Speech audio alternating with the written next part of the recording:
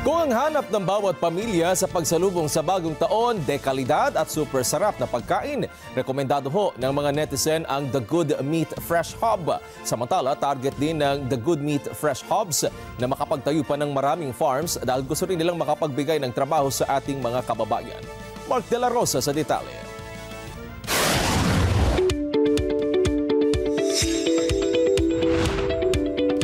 Ang pagkakaroon ng masayang salo-salo sa pamilya ay bahagi ng kultura at tradisyon sa bansa.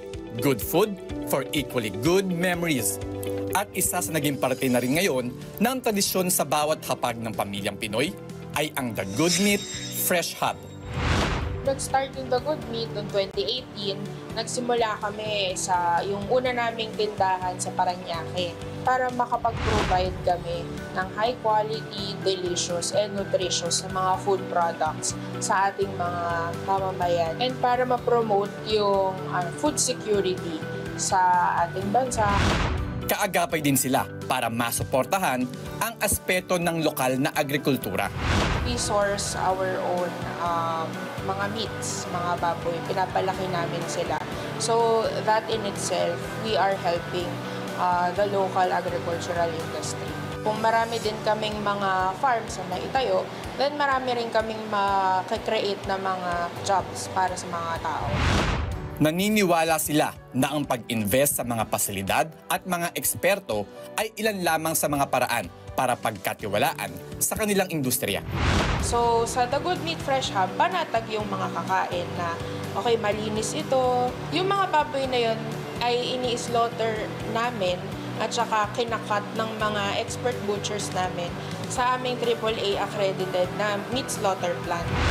Talagang one-stop shop na maituturing ang The Good Meat Fresh Hub dahil bukod sa pork products, meron din ditong mga baka, manok, seafood, itlog at bigas. Para naman sa mga laging on the go, ang must try dito ang ready-to-cook products nila. At sa loob ng 6 na taon, always present din sa pagkainan ang kanilang mga produkto anuman ang selebrasyon. May mga handaan tayo sa pamilya, sa kanya-kanyang bahay. Meron ang The Good Meat Fresh Hub na mga promos na pwedeng i-avail ng ating mga manonood. So yan yung mga celebration ham namin, naka 5+1 promo kami. Pag bumili kayo ng 5, may libreng isa. Bukod sa mga ino-offer na good quality products, at its best din ngayon ang progreso ng kanilang negosyo. Si The Good Meat Fresh Hub, open na din siya for franchising. So ngayon, 11 stores na kami and counting. So 5 doon yung mga franchise stores namin and 6 naman yung company owned na mga stores. Mark De La Rosa, para sa mata ng Agila.